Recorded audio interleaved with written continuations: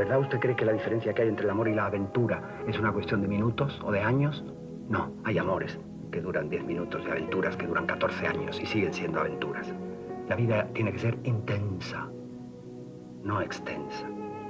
La vida tiene que ser, y en cualquier caso es, corta, y por tanto tenemos que hacerla más ancha.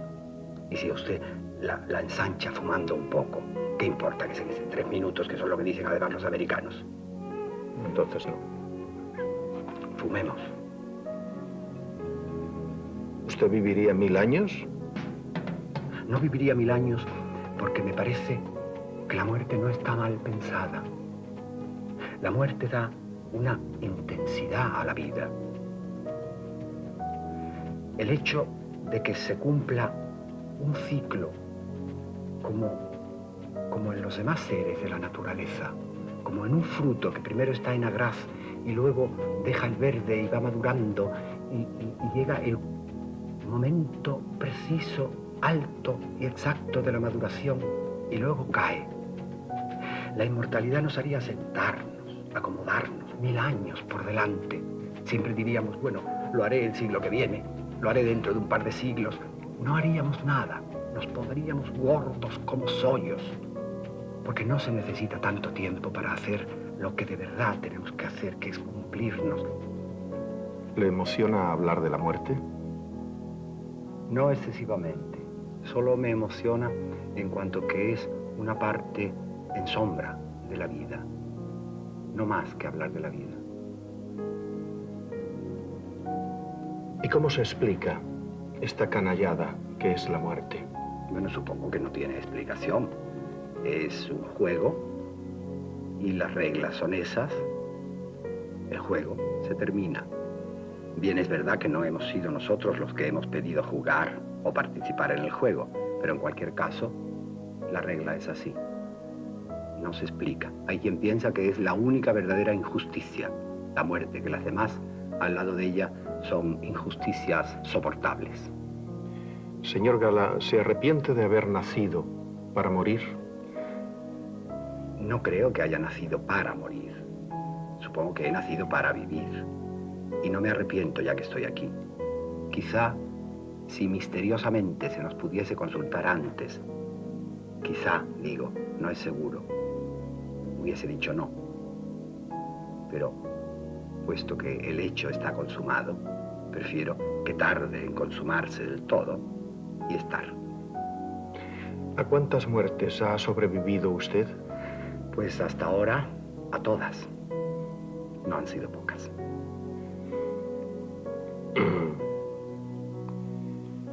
Hay mucha diferencia entre la muerte del niño o la del joven que fuimos y la gran muerte que a todos nos aguarda al final de este camino. Sí, hay una gran diferencia, porque las muertes anteriores, si se puede llamar muerte, al paso de la infancia, al paso de la juventud, al paso de la adolescencia, han sido muertes asimiladas. Mientras que en la final, los asimilados, digamos, somos nosotros. Es un poco lo que sucede en el Apocalipsis cuando habla de la cena de Dios. Es una cena en que no se come, sino que se es comido. ¿Es más injusta la muerte de un niño que empieza a vivir que la de un anciano que ya ha visto todo lo que tenía que ver?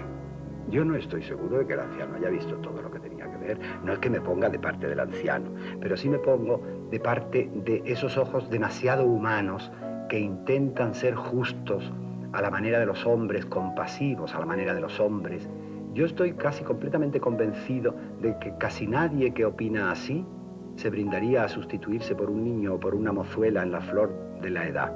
Creo de verdad que no entendemos bien la vida, que la vida no está hecha para ser entendida y que todo lo que nos parece injusto en ella, de alguna forma nuestra antropomensura, nuestra idea de configurarlo todo como nosotros lo vemos, nos lleva a ser injustos nosotros, no la vida. ¿La muerte es socialista? ¡Qué idea! Bueno, en algún sentido, por lo menos es igualizadora.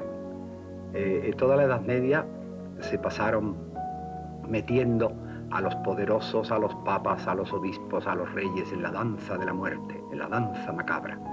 Era un poco la venganza de los que, como les habían dado mala vida, ellos le daban peor muerte. Era el objeto continuo de las pinturas más que españolas, flamencas, y de los carnavales. Supongo que era un consuelo un poco infantil pensar, ahí sí que ya todos somos iguales, y además ellos pierden más porque tienen más. Claro. ¿Usted cree que los que tienen más temen más a la muerte? Convencionalmente siempre se ha pensado así, y puede ser que sea verdad. El dejar casi nada es menos doloroso, pero en el casi nada tenemos que incluir una cosa absolutamente majestática y fastuosa, que es la vida. La vida puede tener muchos adornos o pocos adornos, pero sea lo que quiera, es prácticamente lo único que tenemos. La hayamos llenado de lo que hayamos querido o esté vacía, vacía digo de contenido, es la vida. ¿Cuáles son sus grandes miedos, Gala? Para mí siempre ha sido la muerte y la locura. El segundo lo conozco un poco, el primero todavía no. Ya, sí, me parece que sí, que lo conoce usted un poco. El miedo a la muerte. Yo creo que no tememos al hecho de la muerte, y eso puede de alguna forma enmarcar el diálogo. No tememos al hecho de la muerte, tememos a esa especie de salto al vacío. Mire usted, en realidad solo lo desconocido nos parece terrible. Solo tememos lo que no comprendemos. Eso es lo que nos echa para atrás de la muerte. Esa agonía que desconocemos cómo va a ser. La palabra agonía viene del griego, que quiere decir lucha. Ese paso de aquí a allá. Ayer mismo me dijo alguien de Sevilla: don Antonio, ¿cómo no voy yo a creer en el más allá si vivo en el Cerro del Águila? Entonces, verdaderamente creo que en la muerte no hay ningún misterio. Probablemente llevamos un poco en la masa de la sangre ese temor al juicio eterno, al juicio definitivo, pero Dios no es un remunerador cruel. Si tenemos la idea católica de Dios, tendremos la idea católica de un Padre. Ese juicio infernal, esas postrimerías, ese enlutamiento de la vida, esa transformación de todo en un valle de lágrimas para irnos llevando hacia el valle de Josafat, eso no me gusta. Yo prefiero pensar en la muerte como en la primera noche, de veras silenciosa. Yo amo mucho el silencio. Como en una especie de viejo sillón en que uno se encuentra cómodo y se adormece. Prefiero pensar en la muerte como el final de una aventura extraña, de un recado que nos encomendaron sin pedirlo y que no sabemos si hemos cumplido o no. Yo creo que la muerte es justamente la terminación de todos los miedos. Se acabaron los miedos a envejecer, los miedos a perder lo que tenemos o la persona que tenemos, el miedo al desengaño, el miedo a un mañana que siempre está un poco al acecho con la escopeta cargada. A mí me parece que la muerte es mucho más simple. Es una mano apaga la luz y nos quedamos en la oscuridad maternal, en el olvido hasta de nosotros mismos, pienso, porque ya no seremos más Jesús Quintero o Antonio Gala o aquel que nos escucha. Yo creo de verdad que hay un verso que usted recordará de Manolo Machado que dice: hijo, para descansar es necesario dormir, no pensar, no sentir, no soñar. Madre, para descansar, morir. Me acuerdo en mi pueblo cuando alguien moría y decían la gente: pobrecito mío, ya descansó. Claro, sí. En Castilla se suele decir: en caso de duda, yo la viuda. Son palabras consoladoras, pero nadie quiere descansar. Normalmente, hace poco tiempo, una actriz se quedó viuda y por lo visto no se llevaba muy bien con su marido. Yo lo supe de una manera póstuma. Y al darle el pésame me dijo: no, hijo mío, no. Los dos hemos pasado a mejor vida. Él está ya en el cielo y yo me he quedado en la gloria. De modo que realmente eso es una confirmación más de que se muere solo. De que se muere solo y en efecto provoca el dolor de los que quedan, de los que lo amaban, porque no entendemos la muerte, porque la ausencia definitiva es tan extraña. Eso, el abuelito se ha ido al cielo y el niño se queda perplejo pensando dónde estará el cielo y cómo se ha podido ir el abuelito al que había que llevar hasta hacer pipí. Pero poco a poco va sustituyéndose. La vida con su revolera nos entusiasma otra vez, nos distrae, nos entretiene. Y es bueno que sea así. Pensar en la muerte continuamente no me parece sano. Sano está quien olvida. Entre otras cosas porque creo que no sirve para nada. Cuando llegue la hora de morirse, uno se tumba o no, y se acabó, porque la muerte es el acabose. ¿A usted no le parece la muerte fea? Yo creo que es que miramos la muerte desde la vida. La hacemos fea. La hacemos fea. No es fea ni es bonita, es fea la oscuridad, es fea la noche, es fea la misma vida, y sin embargo en la vida pueden suceder cosas atroces, pero no nos atrevemos a decir la vida es fea. No, la vida se pone de pronto un poco fea, pero la muerte no tiene por qué serlo. Pensamos, por ejemplo, en la Antártida y pensamos en el terrible frío, pero es que pensamos en la Antártida desde nuestra mesa camilla. Yo no creo que sea fea la muerte, la hemos enfeecido quizá. Pero no hay otro gesto para pasar, no hay otro gesto que no sea el llanto desgarrado que en un niño, y estoy recordando mi infancia, era una cosa terrible. Y para el que se está yendo, imagínese escuchar el llanto y el desgarro y los gritos. Sí, yo creo que eso es una impertinencia, es una falta de solidaridad. Debíamos pensar que, en definitiva, el que se despide es él, y es él el que marca el tono. Cada día están más cerca los muertos de los vivos, ¿no? Quiero decir, los cementerios están, bueno, en la ciudad. Sí, pero no me va usted a decir que ellos se han aproximado. Es la ciudad que ha crecido, la ciudad que los invade también, y sin duda alguna, supongo que también está más caro el comprar un pequeño terreno, una pequeña finquita. Supongo que los vivos, y ya en el peor de los sentidos, los muy vivos, hacen negocio hasta con la muerte. La vida es insaciable. En Buenos Aires usted sabe que está rodeado. La Recoleta está completamente bonito cementerio. Bonito cementerio. Hermoso cementerio. Rodeado de restaurantes. Sí, sí, claro. Bueno, el muerto al hoyo y el vivo al bollo es un hecho absolutamente común. ¿Y eso cómo lo ve? Yo no lo veo mal. La vida continúa. Me parece además que los vivos de alguna forma tienen la obligación de vivir por los muertos. Es una especie de doble vida ya, de duplicada vida. No está mal eso. Para sentir hay que comer, le oí decir el otro día a una viuda que estaba en el velatorio de su marido.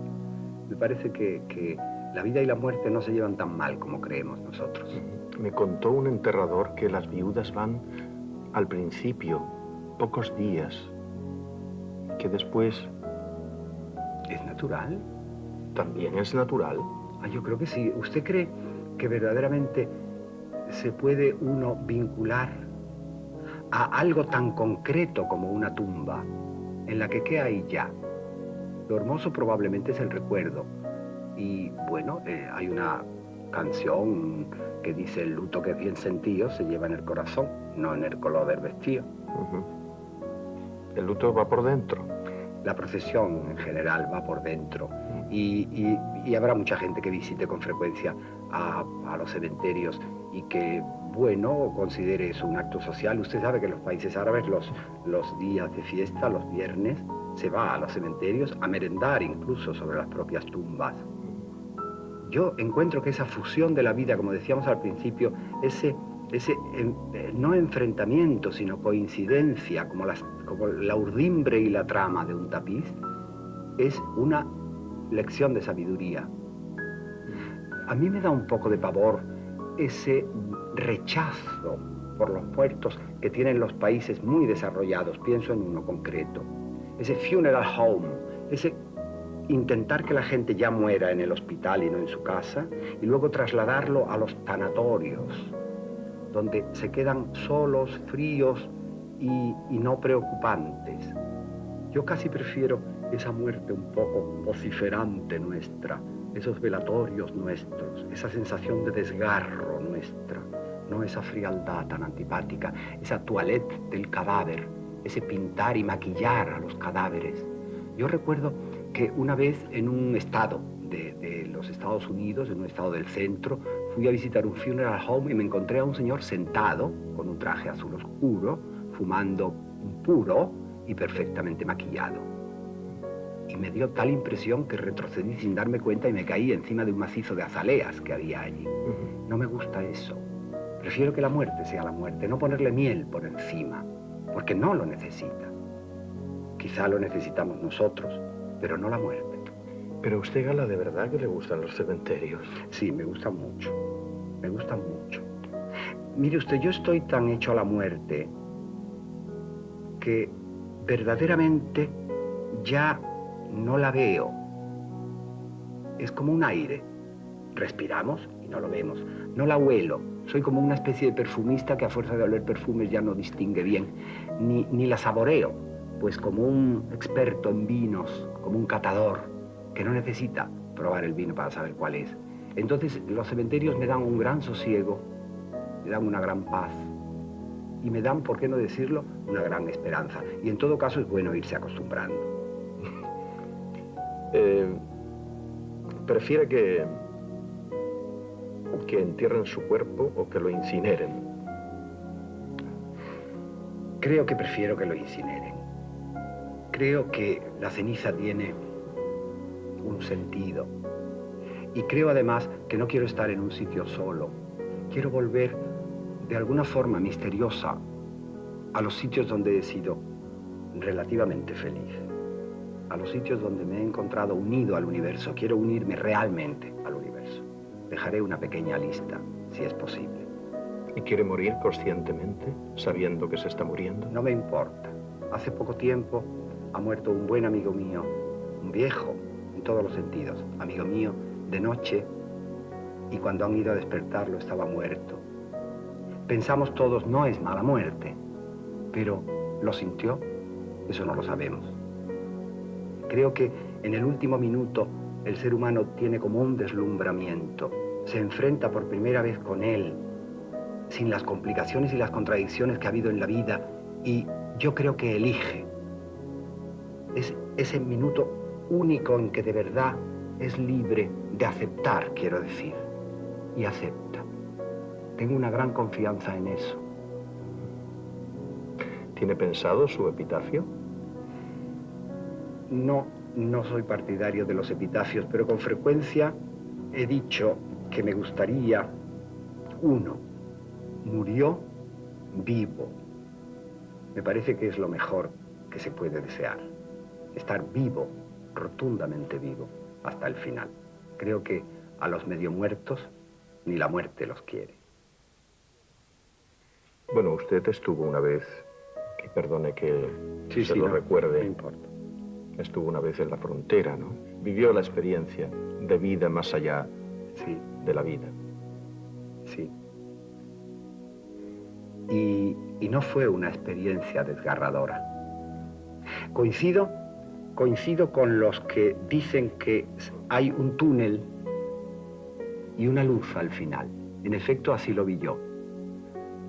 Y coincido con los que dicen que la vida nos pasa como en una película, toda nuestra vida, en unos instantes, no hace falta más. Sucede como en los sueños, que es un poco todo sin pies ni cabeza.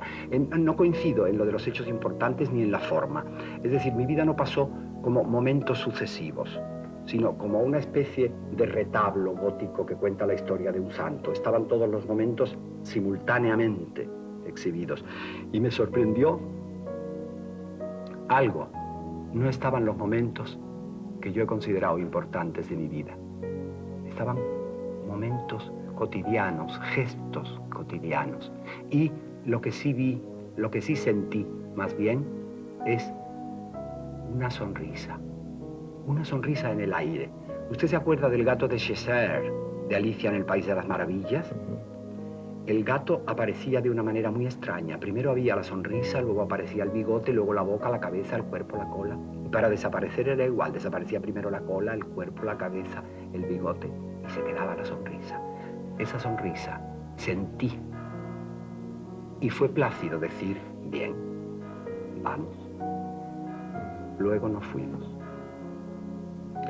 ¿No será que se recuerda lo efímero? Probablemente sí, efímero es todo, yo creo, pero somos un poco ambiciosos como los grandes imperios. Hacemos templos, palacios, construcciones, y luego todo acaba enrasado con la tierra, en las ruinas, y el polvo es lo que lo sostiene luego, como el que se echa a dormir suavemente una siesta. Supongo que el polvo y la adelfa, que es la triunfadora de las ruinas de nuestra tierra, es lo importante. Con lo que vio y lo que sintió, ¿le hace o le hizo concebir esperanzas de que pueda haber otra vida? Yo creo que las esperanzas esas ya las tengo. Puede haber la vida. La vida. Si pudiéramos hablar de vida con minúscula y con mayúscula, yo diría que aquella es la vida con mayúscula.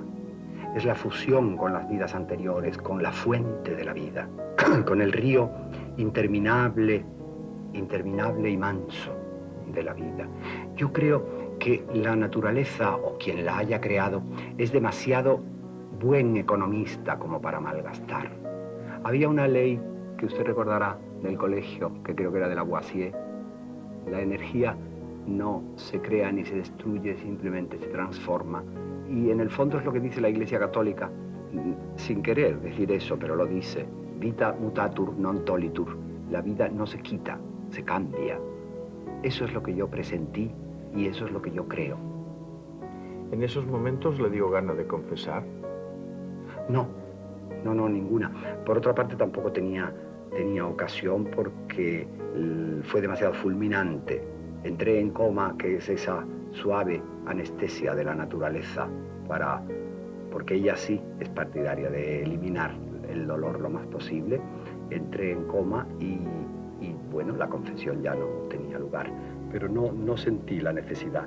Me parece que si Dios es, como se nos ha dicho, Dios no necesita de intermediarios. Y sobre todo en ese momento final, la criatura y el creador, si existe, serán la misma cosa. ¿Y no le da vértigo pensar en la eternidad? Nuestros ojos son humanos y la eternidad no está hecha para ojos humanos. El mismo vértigo podía darnos pensar en las inmensidades, en el infinito del cosmos, en los agujeros negros, en los cientos de millones de galaxias.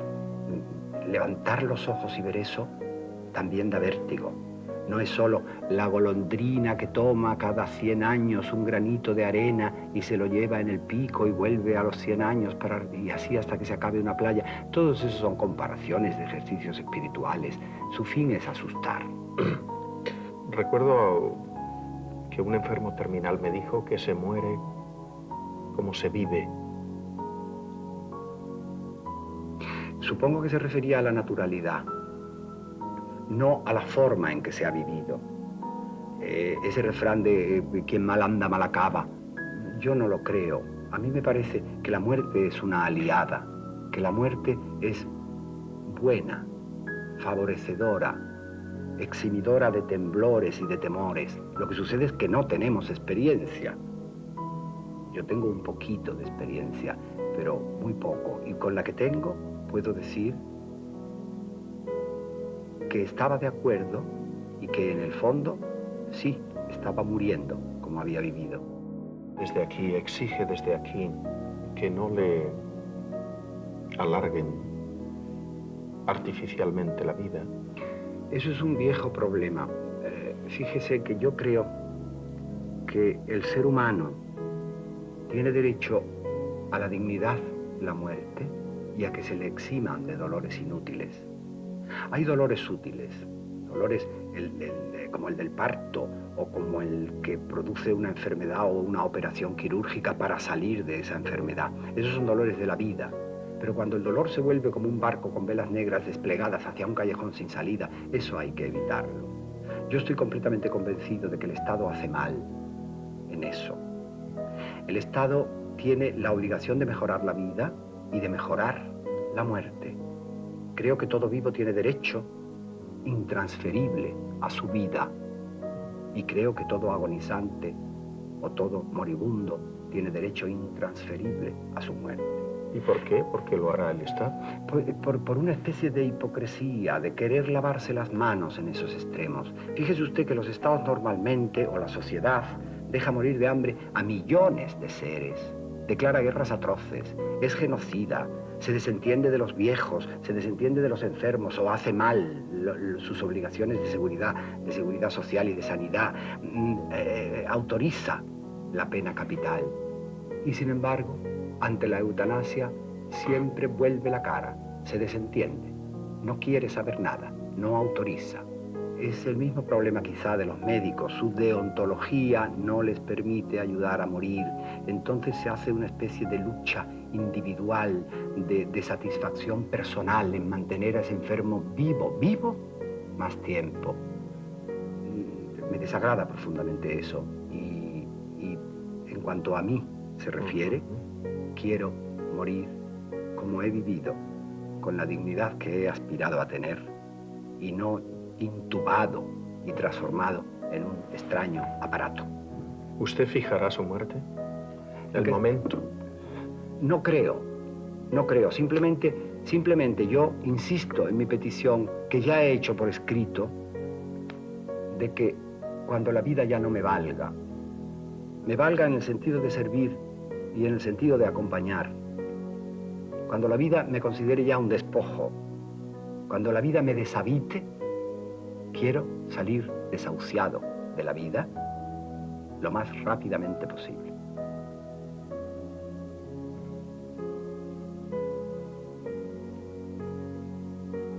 ¿Qué le dice usted desde aquí al desesperado que invoca la muerte? Al que la invoca solo, ese todavía está lleno de esperanza. Lo único que le digo es que espere todavía más. No más tiempo, sino con más intensidad. El fracaso no significa nada. El fracaso es solo volver a empezar. El fracaso es simplemente unos puntos suspensivos o un punto y aparte, pero la lectura sigue, la página sigue. Yo, a veces, en un momento muy triste de mi vida, usted se ha acercado bastante también a ese momento, ha tenido también el suyo. Yo me ofrecía de verdad cada noche para morir en sustitución de gente que tenía más vínculos, más raíces, de padres que tenían responsabilidades. Y me ofrecía de todo corazón. Y adoptaba la postura que quería tener con la muerte. No fue recogido, no fui escuchado, no sé a quién me ofrecía. Pero invocar la muerte no sirve. Hay que invocar la vida. Nos enseñan, por cierto, a vivir, pero no a morir. Es difícil enseñar a morir. Yo creo que eso hay que improvisarlo. Mishima, que se suicidó, que se hizo el harakiri, los samuráis, recomendaba siempre pensar unos minutos cada día en la muerte, porque era la única manera, decía él, de no temerle. Y en la muerte en unas circunstancias casi siempre catastróficas. Él, cuando se suicidó, dejó un papel escrito, diciendo: la vida del hombre es limitada, pero a mí me gustaría vivir siempre. Y se suicidó acto seguido. Es decir, que ese pero, esa adversativa, debe entenderse en que él creía que hubiese preferido la vida humana pero que pasaba a otra vida distinta. Y eso también pienso yo. Hay quien piensa que el suicidio es un asesinato contra uno mismo, pero hay también quien piensa que el suicidio puede ser un acto civilizado en algún momento. ¿Usted qué piensa? Bueno, usted sabe que alguien dijo que filosóficamente no había más que un problema, si suicidarse o no. ¿A mí? Sí. Es decir, si existe la muerte de antemano, la elección está clara. O uno, si quiere, adelanta la hora de la muerte, o uno le da a su vida un sentido que la muerte no pueda de ninguna manera amenazar, que sobreviva a la muerte. Yo comprendo perfectamente el suicidio. A mí me parece a veces que el suicida es como alguien que quiere salir de una habitación por una puerta que solo está pintada. Pero hay momentos en que la vida es tan gravosa, en que la vida es tan aparentemente inútil, que sí se tiene la idea de que quizá lo mejor sería salirse de la cancha. Los adolescentes suelen tener esa tentación, porque tienen quizá un exceso de vida. Cuando la vida se hace más escasa, también la administramos con más cuidado, es natural. Me estoy acordando de una noche que habló de que casi todo en nosotros es sexualidad, ¿no? Sí. Y por otra parte, sé que ha habido mucha gente que cuando han dejado de funcionar, cierro comillas, sí, pues eso, se han quitado la vida. Uh-huh. El sexo es cierto, la bandera de la eso muerte. Es cierto, tenemos buenos ejemplos, hay ejemplos egregios. Uh-huh. No los citemos, pero hay ejemplos egregios de suicidas porque habían perdido lo que creían que era la única fuerza vital. Yo no creo que la fuerza vital se pierda, no lo creo, o por lo menos no del todo. Y por otra parte, usted sabe que la muerte tiene una sexualidad sobreañadida, también es erotizante. Hay como una especie de represalia que surge ante la muerte para amar más. La muerte puede llegar a ser una exaltación de la vida. Yo estoy completamente convencido de que la vida no se puede considerar como un pasillo que nos lleva a la muerte. La vida es un verdadero cuarto de estar, es una casa entera, es también un dormitorio. La muerte está al final. Y pensar en ese final nos enardece. Yo creo que esos suicidas son comprensibles como otros suicidas. Yo comprendo que haya gente que de repente, como un huésped de un hotel, cuelgue un cartelito de la puerta diciendo: estoy cansado, voy a dormir, no molesten. Lo entiendo. Y lo entiendo a esas horas un poco vitales, como la primavera, que parece que subraya un poco más las carencias. Y la vida, por otra parte, a veces se hace tan fría, tan distante, que nos va matando un poco. Y el paso de la vida a la muerte es muy breve ya, es atravesar simplemente un umbral. Querer vivir es siempre querer vivir más. Y sería probablemente lo que diría un niño: ¿qué es vivir? Y el niño diría quizá vivir más, meterse en la vida hasta los dientes, no ser testigo de la vida. Yo creo que la madurez comienza en el momento en que uno empieza a comprender su muerte. Creo que admiro profundamente al hombre que en el último tramo de la cuesta abajo, ya solo compañero de la torpeza y de la inutilidad y de un dolor no demasiado digno, ponga fin con gallardía a su vida. Escrito de algún suicida famoso. Me parece que el suicidio ha de ser comprendido. No somos nadie quien para perdonar al suicida, pero sí es cierto que ni el sufrimiento ni la pena conducen a la muerte. Eso es cierto. Unas veces nos matan y otras nos matamos. sí, de todo hay.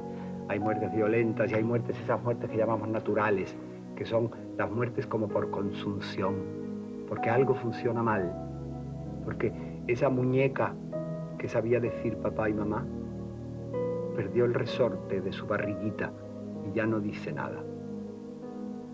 Pero en el fondo, cualquiera que sea el origen de la muerte, hasta el de las guerras, en que se muere por ideologías que no son nunca nuestras, cualquiera que sea, siempre se muere solo. Decimos con frecuencia, nacemos solos y morimos solos. No se nace solo. Se nace de una mujer con una vinculación tremenda, imposible de imaginar a uno, y sin embargo sí se muere solo. Por mucho que se muera entre gente, quien se muere es uno. Los demás están allí, pero no se mueren.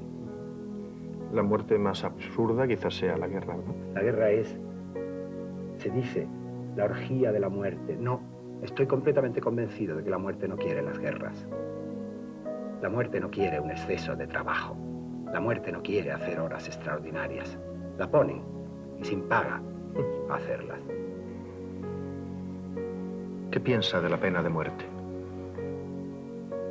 Mire usted, por muchas facultades que intenten arrogarse los estados, la única justificación y la única misión que los mantiene es la de mejorar la vida de los ciudadanos. En su nombre, en nombre de esa misión, no se puede legalmente matar, ni por escarmiento, que sería un escarmiento póstumo, ni por ejemplaridad, ni por sostener una ideología, ni por vengarse de algún delito político cometido, ni por proteger el honor nacional, por nada. Da igual que se trate de generales cubanos o de menores norteamericanos, de criminales terribles o de terroristas. La sociedad posee otros mecanismos de autodefensa y son a los que debe recurrir el Estado. Y ningún mecanismo de autodefensa es la convicción ni un argumento.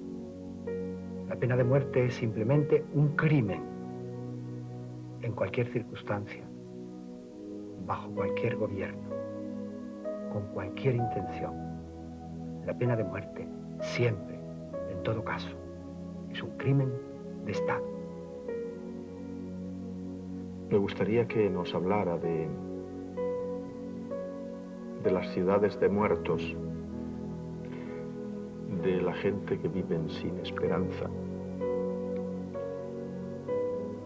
de los que empiezan a morir cuando dejan de vivir, cuando empiezan a dejar de vivir. Sí, esos son los muertos vivientes, los que han agotado la vida sin vivir, los desazonados, los desganados, los tediosos, los que viven de trabajos que no los ayudan a cumplirse, ni los ayudan a realizarse, los que sufren de rechazo y de aburrimiento.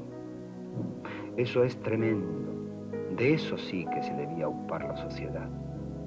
Más que de enseñar a morir, porque a eso no se aprende, de enseñar a vivir, que yo creo que eso sí puede aprenderse, y de favorecer las circunstancias de la vida, que es su obligación.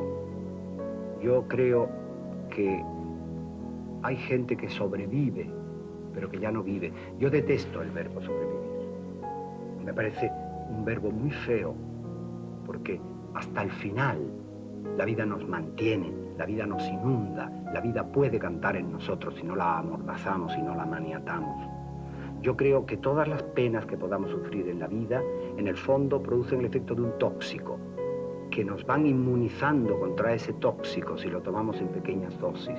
Todo el que sobrevive después del sufrimiento, incluso el que está inmerso en el sufrimiento, me parece un poco como un dios. Porque la llama ilumina y quema al mismo tiempo. El brillo y la quemadura son hermanos, se parecen mucho. Lo que pasa es que no acostumbramos a distinguirlos bien, como no acostumbramos a distinguir bien la muerte de la vida. Yo creo que no se es Dios por haber comido del árbol del bien y del mal, seréis como dioses. Se es Dios por haberse fundido de verdad con la vida. Se es Dios porque uno ya al final empieza a transformarse un poco en animal, un poco en vegetal, un poco en piedra fría, juntando todas las vidas. Eso es lo que yo admiro, a eso es a lo que yo aspiro. ¿Usted cree en la reencarnación? De momento no tengo pruebas ni en contra ni a favor, pero lo que sí puedo decirle es que yo me encuentro en este momento decidida y ferozmente yo mismo. Supongo que la reencarnación será así. No se tratará de oír ecos de otra vida ni aprovechar experiencias de otra vida. El fenómeno ese de lo déjà vu, que parece que es una terminología habitual e internacional, de lo ya visto, es otro fenómeno, es otra cosa, es otra circunvolución cerebral la que funciona. A mí me han dicho siempre que he tenido vidas anteriores, que he sido personajes, incluso alguno conocido, anteriores, pero yo no tengo la prueba ni me están ayudando nada. Verdaderamente, todo lo que sé lo he tenido que aprender primero. No tengo ciencia infusa. La vida es sueño, como dijo el clásico, un sueño del que nos despierta la muerte. Somos sonámbulos que ignoran que sueñan.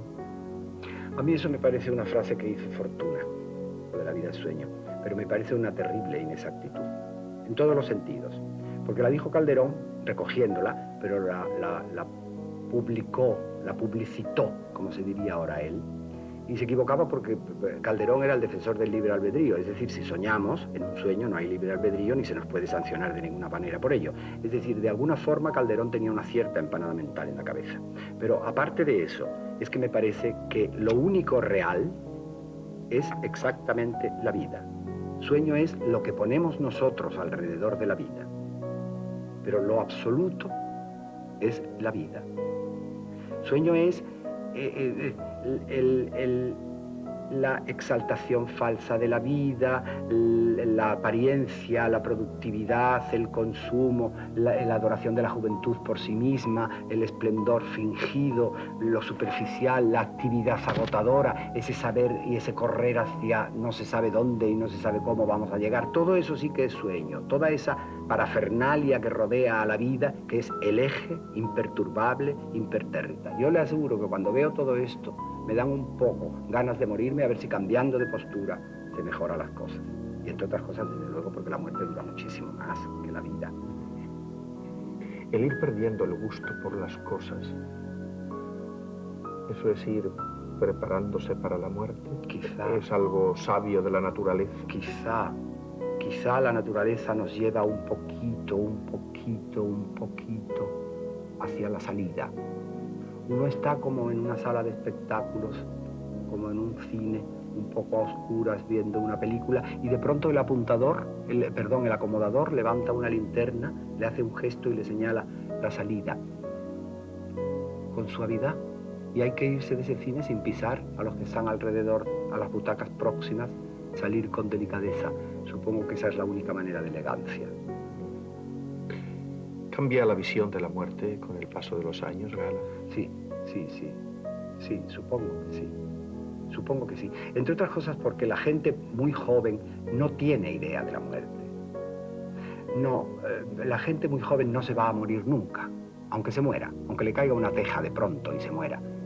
Mientras que la gente ya mayor ve la muerte de otra manera. Somos los novios de la muerte, permítame decirlo, como los legionarios. La muerte es nuestra prometida, está al final del camino. Lo que sucede es que no sabemos cuánto dura el camino. Y probablemente esperamos que ella esté al final, es decir, a la vejez. Pero, ¿y si ella anda a la inversa el camino que nosotros recorremos? Viene la prometida, nos pone una mano en el hombro, nos toma con una mano la suya, nos mira a los ojos y dice, vamos. Estamos en ese camino entreteniéndonos, distrayéndonos un poco con la música, con las flores, con el amor, y es hermoso que sea así. Es hermoso mirar el camino. Creo que lo importante es el camino, más que la llegada. En la vida la llegada es también el camino. Pero la edad no importa. Desde el principio hemos dicho que la muerte era socialista, y no solo con las clases sociales, sino con las edades y las castas. también. Y los que no nos resistimos a la idea de la muerte, ¿qué hacemos? Pues bueno, pues esperar sentados. Antes o después les llegará, pero sin temor. ¿Por qué el temor? ¿Por qué el temor a algo que es natural? ¿Por qué someter al final al ser humano a una prueba más dura que la vida? Será por soberbia, ¿no? ¿Ha visto usted cómo mueren los animales? ¿Con qué naturalidad mueren? ¿Cómo se recogen en sí mismos?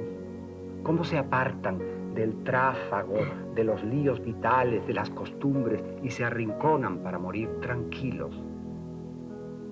Es el dolor anterior, es la lucha anterior la que nos asusta, pero no el hecho de la muerte. Sí, tan tremendo que se acabe el cuerpo, el trabajo, las ideas. Pero hay un tiempo para todo, hay un tiempo de sembrar y un tiempo de recoger, hay un tiempo de amar y un tiempo de morir. Y su cuerpo, que dice usted que es penoso que se acabe, se va poco a poco oxidando, poco a poco desentendiendo de usted, y llegará un momento en que note que no está mal morir, que no es un mal invento.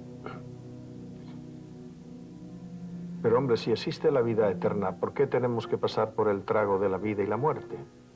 No estaríamos mejor. Desde siempre, antes de haber venido, haber ido.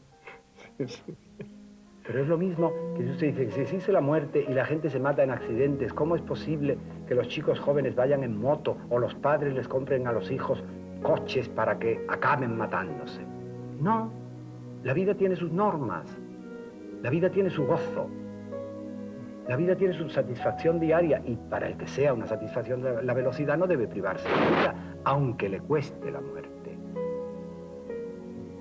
Porque el precio de la muerte es simplemente la vida. ¿Qué es lo que más sentirá dejar de esta vida cuando llegue lo que tiene que llegar? Yo creo que la esperanza, si es que la esperanza no me va a llevar de la mano hasta más allá de la muerte. No le tengo miedo a la muerte. Solo espero no estar allí cuando suceda. Hombre, yo puedo tranquilizarlo en eso. Me parece que la frase de Woody Allen, que es muy graciosa, pero puede estar tranquilo. Cuando la muerte esté, no estará él. Y cuando él esté, no estará la muerte. ¿Se da usted cuenta que si le doy un tiro ahora mismo, esta entrevista sería su último testimonio? Sí, sería una entrevista sonada en todos los sentidos.